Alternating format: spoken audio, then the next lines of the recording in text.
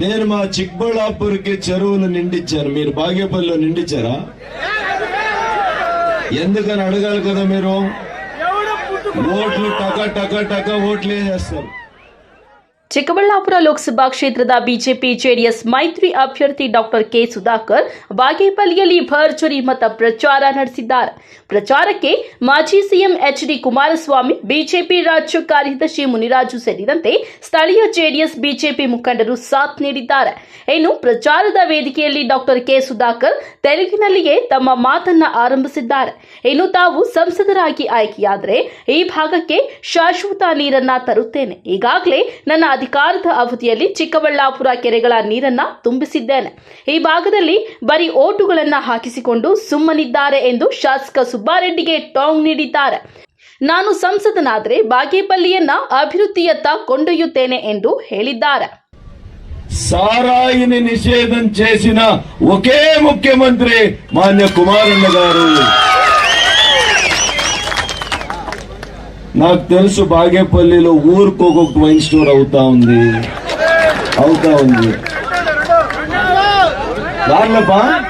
బార్లో wine store లో అంతా దాన్ని పాపం ఆడోళ్ళకు 2000 ఇచ్చేదంట, మగోళ్ళతో 4,000 తీసేసుకుంది. ఇదా ప్రభుత్వము? అడగండప్ప, 18వ తారీఖు వస్తారంట అంటారు అతిరథ మహారథులు. ఏంపా, మా ఆడోళ్ళకు 2000 ఇచ్చి మాతో 4,000 పెరుక్కుంటా ఉన్నారు కదప్పా, యా ముఖంతో వచ్చిండారు బాగేపల్లికి అని అడగల. మీరు అడుగుతారా?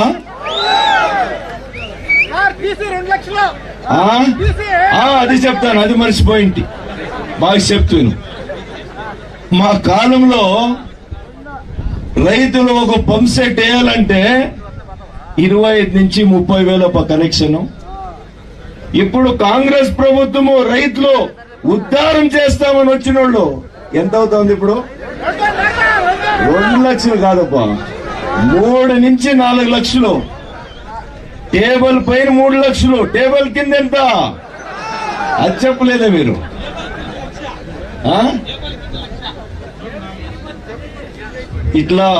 ఇట్లా ప్రభుత్వం ఇది ఈ రాజ్యంలో ఉంది. ఏదో కొన్ని ఓట్లతో ఆయన ఓడిపోయినాడు. అయితే ఖచ్చితంగా చెప్తా ఉన్నాను, ముందర ఎన్నికల్లో బీజేపీ ఎమ్మెల్యే, ఎన్డీఏ ఎమ్మెల్యే బాగేపల్లిలో నెగ్గుతారు. గెలిపిస్తారా? నేను మా చిక్బళ్ళాపూర్కి చెరువులు నిండించాను, మీరు బాగేపల్లిలో నిండించారా? ఎందుకని అడగాలి కదా మీరు.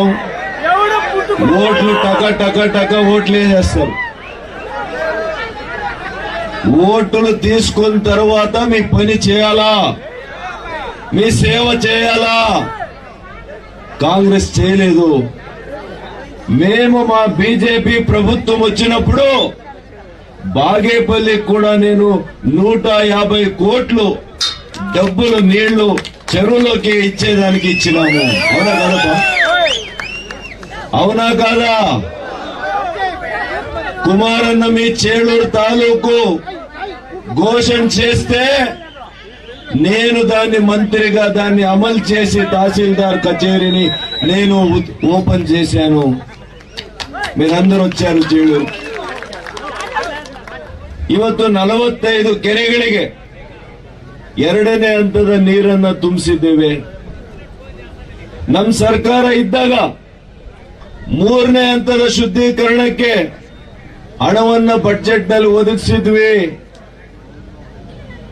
ಆದರೆ ಕಾಂಗ್ರೆಸ್ ಸರ್ಕಾರ ಬಂದ್ಮೇಲೆ ಅದನ್ನ ಅವರು ಬಜೆಟ್ ನಲ್ಲಿ ಹಣವೂ ಇಟ್ಟಿಲ್ಲ, 3ನೇ ಹಂತದ ಶುದ್ಧೀಕರಣದ ಬಗ್ಗೆ ಕೂಡ ಚಕಾರ ಎತ್ತಿಲ್ಲ. ಕುಮಾರಣ್ಣವರಿಗೆ ಪ್ರಾರಂಭದಿಂದ ಈ ಯೋಜನೆ ಬಗ್ಗೆ ಅಷ್ಟಾಗಿ ಕಾಳಜಿ ಇರಲಿಲ್ಲ. ಆದರೆ ನಮಗೆ ಬೇರೆ ವಿಧಿ ಇರಲಿಲ್ಲ. ಇವತ್ತು ಭಿಕ್ಷುಕರಿಗೆ ಚಾಯ್ಸ್ ಇರೋದಿಲ್ಲಂತೆ. ನಾವು ಆಯ್ಕೆ ಮಾಡಕ್ಕಲ್ಲ ಇಂಥ ಊಟ ಹಾಕುವಂತ ಭಿಕ್ಷುಕ. ಆ ರೀತಿಯ ಪರಿಸ್ಥಿತಿ ನಮ್ಮ ಚಿಕ್ಕಬಳ್ಳಾಪುರ ಕೋಲಾರ ಜಿಲ್ಲೆಯ ಬಡವರಿಗೆ ನಮಗೆ ರೈತರಿಗೆ ಬಂದಿದೆ. ಅಂತ ಸಂದರ್ಭದಲ್ಲಿ ಇದನ್ನು ಮಾಡಿದ್ದೀವಿ ಹೊರತು ಇದು ಶಾಶ್ವತವಾಗಿರ್ತಕ್ಕಂಥ ಯೋಜನೆ ಅಲ್ಲ.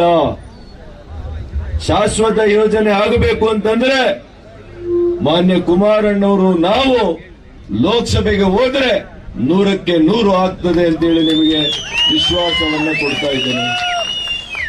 ಇನ್ನು ಮಾಜಿ ಸಿಎಂ ಎಚ್.ಡಿ. ಕುಮಾರಸ್ವಾಮಿ ಮಾತನಾಡಿ ಕಾಂಗ್ರೆಸ್ನ ಗ್ಯಾರಂಟಿ ಯೋಜನೆಗಳ ಬಗ್ಗೆ ಕಿಡಿಕಾರಿದ್ದಾರೆ.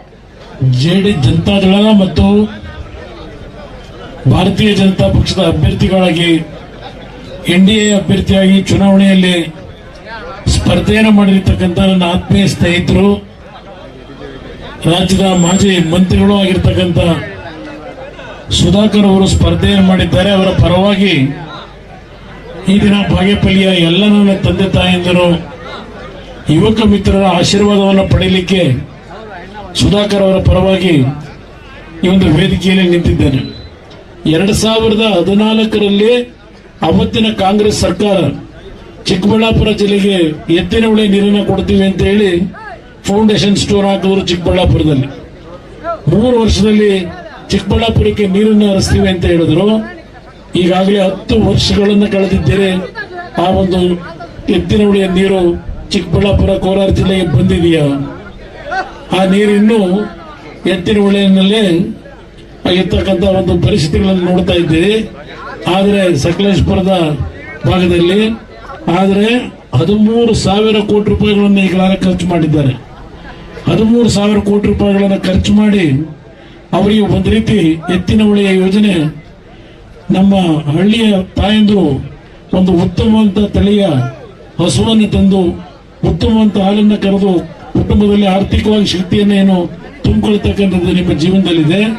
ಈ ಸರ್ಕಾರಗಳಿಗೆ ಎತ್ತಿನ ಹೊಳೆ ಅಂತಕ್ಕಂಥದ್ದು ಒಂದು ಉತ್ತಮವಾದಂತ ಹಾಲನ್ನು ಕರೆಯತಕ್ಕಂಥ ಹಸು ಅಂತಕ್ಕಂಥ ಭಾವನೆಯಲ್ಲಿ ನಿಮ್ಮೆಲ್ಲರಿಗೆ ಟೋಪಿ ಹಾಕಿರ್ತಕ್ಕಂಥದ್ದು ಈ ಕಾಂಗ್ರೆಸ್ ಪಕ್ಷ. ತಂದೆ ತಾಯಂದಿರು ಸುಧಾಕರ್ ಅವರನ್ನ ಹೆಚ್ಚಿನ ಬಹುಮತದಲ್ಲಿ ಗೆಲ್ಲಿಸತಕ್ಕಂಥ ಆಶೀರ್ವಾದವನ್ನು ಮಾಡಿದ್ರೆ ಇವತ್ತು ಚಿಕ್ಕಬಳ್ಳಾಪುರ ತಾಲೂಕಿನಲ್ಲಿ ಅವರು ಮಾಡಿರ್ತಕ್ಕಂಥ ಹಲವಾರು ರೀತಿಯ ಮೂಲಭೂತ ಸೌಕರ್ಯಗಳ ಕಾರ್ಯಕ್ರಮಗಳೇನಿದೆ ಎಲ್ಲರಿಗೂ ತೆರೆದಕ್ಕಂಥ ಪುಸ್ತಕ ಅದು.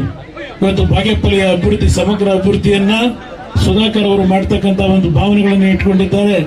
ಅದಕ್ಕೆ ಚಾಲನೆ ಕೊಡ್ತಕ್ಕಂಥದ್ದಕ್ಕೆ ತಮ್ಮ ಆಶೀರ್ವಾದವನ್ನು ಈ ಸಂದರ್ಭದಲ್ಲಿ ಕೇಳತಕ್ಕಂಥದ್ದು ಅಷ್ಟೇ ಅಲ್ಲ, ಒಂದು ಪ್ರಮುಖವಾಗಿ ಬಲಿಜ ಸಮಾಜದ ಹಲವಾರು ವರ್ಷಗಳ ಬೇಡಿಕೆ ಇರತಕ್ಕಂಥದ್ದು 3A ಇಂದ 2A ಕೆಟಗರಿಯನ್ನು ಬದಲಾವಣೆ ಮಾಡಬೇಕು ಅಂತಕ್ಕಂಥದ್ದು ತಮ್ಮಗಳ ಒಂದು ಅಭಿಪ್ರಾಯ ಏನಿದೆ.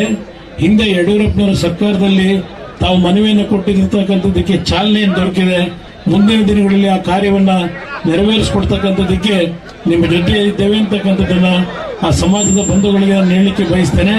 ಇವತ್ತು ನಿಮ್ಮೆಲ್ಲರ ಒಂದು ಆಶೀರ್ವಾದವನ್ನ ಕಮಲದ ಗುರುತಿಗೆ ಸುಧಾಕರ್ ಅವರ ಕ್ರಮ ಸಂಖ್ಯೆ ನಂಬರ್ 4, ಆ 4ನೇ ನಂಬರಿನ ಕ್ರಮ ಸಂಖ್ಯೆ ಕಮಲದ ಗುರುತಿಗೆ ತಮ್ಮ ಆಶೀರ್ವಾದವನ್ನು ನೀಡಬೇಕು ಅಂತಕ್ಕಂಥ ಮನವಿಯನ್ನು ಮಾಡಿ ಇವತ್ತು ನಿಮ್ಮೆಲ್ಲರಿಗೆ ಒಂದು ಸೈಡ್ ಮಾತನ್ನು ಮುಗಿಸ್ತೇನೆ.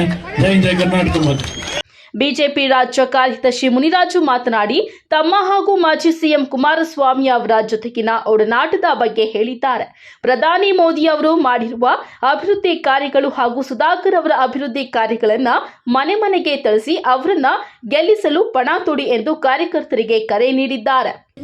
ಎಲ್ಲ ಜೆಡಿಎಸ್ ಮತ್ತೆ ಭಾರತೀಯ ಜನತಾ ಪಕ್ಷದ ಕಾರ್ಯಕರ್ತ ಬಂಧುಗಳು ಇರ್ತಕ್ಕಂಥದ್ದು ಕೇವಲ 7-8 ದಿವಸ ಅಷ್ಟೇ ತಾನೆ. ನಾವೆಲ್ಲ ಏನ್ ಮಾಡ್ಬೇಕು ಹೇಳಿ, ಸನ್ಮಾನ್ಯ ನರೇಂದ್ರ ಮೋದಿ ಅವರ ಸಾಧನೆಗಳನ್ನ ಮನೆ ಮನೆಗೆ ತಿಳಿಸಿ, ಮತ್ತೆ ಯಡಿಯೂರಪ್ಪನವರು ಮತ್ತೆ ಕುಮಾರಣ್ಣವರ ಸರ್ಕಾರದಲ್ಲಿ ಬಂದಿರತಕ್ಕಂಥ ಬಡವರ ಯೋಜನೆಗಳನ್ನು ತಿಳಿಸಿ ನಾವು ಮತವನ್ನ ಕೇಳಬೇಕು. ಮತ್ತೆ ನಮ್ಮ ಸುಧಾಕರ್ ಅಣ್ಣವರು ಮಾಡಿರ್ತಕ್ಕಂಥ ಸಾಧನೆಗಳನ್ನ ಚಿಕ್ಕಬಳ್ಳಾಪುರದಲ್ಲಿ ಯಾವ ರೀತಿ ಅಭಿವೃದ್ಧಿ ಮಾಡಿದ್ದಾರೆ ಇದೆಲ್ಲ ಕೂಡ ನಾವು ಜನರ ಮಧ್ಯೆ ನಾವೆಲ್ಲ ತಿಳಿಸಬೇಕು. ಬಂಧುಗಳೇ, ದಯವಿಟ್ಟು ಯಾರು ಕೂಡ ಕಡೆಗಣನೆ ಮಾಡಬಾರ್ದು. ಏನೇ ಇರಲಿ, ನಾವೆಲ್ಲ ಕೂಡ ಮನೆ ಮನೆ ಪ್ರಚಾರ ಮಾಡಬೇಕು. ಪ್ರತಿಯೊಬ್ಬರಿಗೂ ನಾವು ತಿಳಿಸಬೇಕಾದಂತ ವಿಚಾರ, ಈ ಕಾಂಗ್ರೆಸ್ನ ದುರಾಡಳಿತ, ಈ ಕಾಂಗ್ರೆಸ್ನ ದಬ್ಬಾಳಿಕೆ, ಈ ರಾಜ್ಯದಲ್ಲಿ ಸಿದ್ದರಾಮಯ್ಯನವರ ಒಂದು ಸರ್ಕಾರ ಯಾವ ರೀತಿ ನಡೀತಾ ಇದೆ, DK ಶಿವಕುಮಾರ್ ಅವರ ಸರ್ಕಾರ ಯಾವ ರೀತಿ ನಡೀತಾ ಇದೆ, ಈ ಬಾಗೇಪಲ್ಲಿ ತಾಲೂಕಿನ ಶಾಸಕರ ಒಂದು ದೌರ್ಜನ್ಯ ದಬ್ಬಾಳಿಕೆ ಯಾವ ರೀತಿ ನಡೀತಾ ಇದೆ ಅಂತ ತಮಗೆಲ್ಲ ಗೊತ್ತಿದೆ ತಾನೆ. ನಾವೆಲ್ಲ ಯಾವ ರೀತಿ ಮಾಡ್ಬೇಕು ಹೇಳಿ, ಇದೆಲ್ಲ ತೊಲಗಿಸ್ಬೇಕು ಅಂದ್ರೆ ನನಗೆ ಅದೃಷ್ಟವಶಾತ್ ಏನೋ ಒಂದು ಕಿಂಚಿತ್ ಇದರಲ್ಲಿ ಸೋತ್ಕೊಂಡಿದ್ವಿ. ಆದ್ರೆ ಇವತ್ತು ನಾವು ಸಂಸದರನ್ನ ಗೆಲ್ಸ್ಕೊಂಡ್ರೆ ಅವ್ರಿಗೆ ಪೈಪೋಟಿಯಾಗಿ ನಿಂತ್ಕೊಂಡು ನಾವು ಅಭಿವೃದ್ಧಿ ಮಾಡಬಹುದು ಬಾಗೇಪಲ್ಲಿಯಲ್ಲಿ ಅಂತ ಹೇಳ್ತಿರೋದು. ಇವತ್ತು ನಾವೆಲ್ಲ ತಿಳ್ಕೋಬೇಕು. ಇನ್ನು ಈ ಸಂದರ್ಭದಲ್ಲಿ ಸಮಾಜ ಸೇವಕ ಮಿಥುನ್ ರೆಡ್ಡಿ, ಬಿಜೆಪಿ ಮುಖಂಡ ಕೆವಿ ನಾಗರಾಜ್ ಸೇರಿದಂತೆ ಸ್ಥಳೀಯ ಬಿಜೆಪಿ